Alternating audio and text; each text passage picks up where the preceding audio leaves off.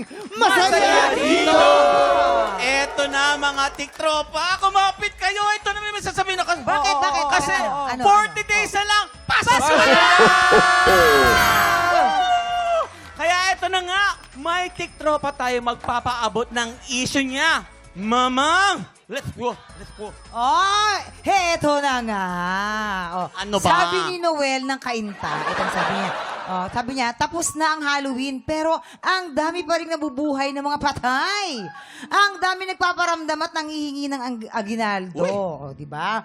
Oo, inaanak ko yung inaanak nyo, pero hinihaniho, buong taon hindi naman ako kinukumusta. Tapos ngayon magpapasko na, magpaparinig kayo ng regalo? Tama ba yon? Oh, ngayong mahal ang bilihin, pwede bang hindi na ako magbigay ng regalo sa taong hindi naman naging mabait sa'yo? Ano sa tingin nyo? Ayokong Ano? tumingin. Oo, medyo Ipon, mahirap ipon. ito. Mama Siyempre, Paul, si hingi Paul. po sana akong regalo sa inyo din eh. Ay, mahal kita, bibigyan kita. Pero Paul, ikaw ba may inaanak ka na ba? Wala Wala pa. Akala ko Ay, naman hindi mo kasi- pa na may experience na experience oo. namin. Hindi ko pa Sa tingin mo, tama bang magbigay pa siya ng regalo sa mga Pag minsan, tao? kinakamusta. Hindi naman siya mahal, Hindi lang no? Ako nakakamusta. tingin ko, kahit little something lang makapagbigay, magandang ngiti na rin ang Ah, maabot okay. natin. Yun naman ang maganda kay Paul. Ako magbibigay Hindi pa siya rin. nagtatarim ng Tama. Oo. galit. Hindi ako din, marami din ako mga inaanak sa totoo lang na yung mga magulang medyo hindi ko na nakakausap. Pero I think it's not about the parents eh. It's about like season to of giving. Yeah. So yung bata, wala namang kinalaman dun sa kung ano nangyari sa inyo ng Tama. parents. And Tama. also, yung kumbaga pinaka-joyous na moments ng mga bagets, palagi pag Christmas yan, di ba? Yes. So, tama yung sinabi ni Paul, why not give something? Hindi naman kailangan grand, di ba? Basta kung ano yung bukal sa loob mo na makakapagpasaya dun sa bagets, why not? Tama, Dun tama. ako. Season of giving. Oh. Pero alam mo, naniniwala ako, Faith, na hindi sila obliged. I mean, although inaanak Hindi, sila... bakit ka na nga ano?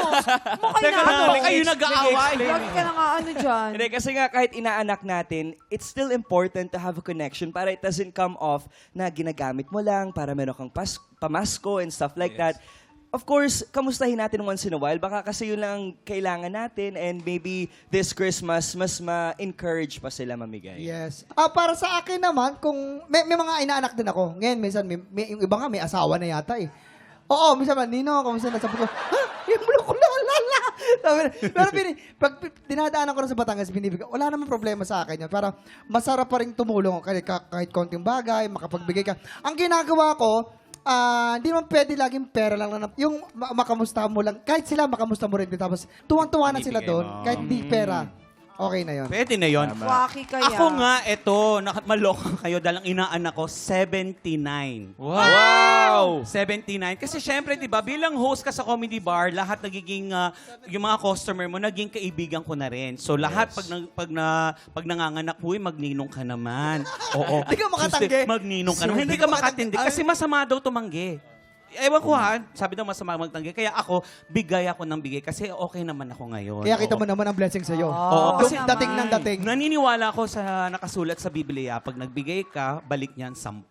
Yeah. Totoo. Yes. Pero may Kaya- tanong ako, ano ba yun? Pag hindi ka umattend ng Binyag. binyag, counted ba yun? Oo, Counted pa rin counted naman. yun. Kasi nakalista ka. Pero pakiusap ko na lang proxy. po. Proxy. Pero May pakiusap ko proxy. na lang, pag ikaw naman, ang laki-laki mo na, huwag ka namang hihi kay Ninong, maawa ka naman kay Ninong.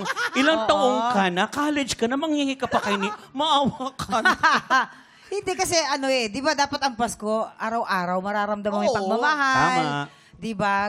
Sabi nga nila, ang Pasko ay ng pagmamahal, pagpapatawa, di ba? Ganyan, pagbibigayan. Pero sana, kung talagang mahal mo rin yung isang tao, di ba? Kumustahin mo naman po. Tama. Di ba? Tama yun, tama. Maganda rin ang ngumusta tayo. And, nakakaluwag-luwag ka naman sa buhay. Siyempre, ang Pasko ay para sa mga bata. So, huwag nating idama yung mga bata doon sa ano. Kaya naman, lapitan Oo. natin si Ninang dahil nakakaano Sa na pagbabalik Ninang. na! Check! Ito, Ninang! Ninang na mga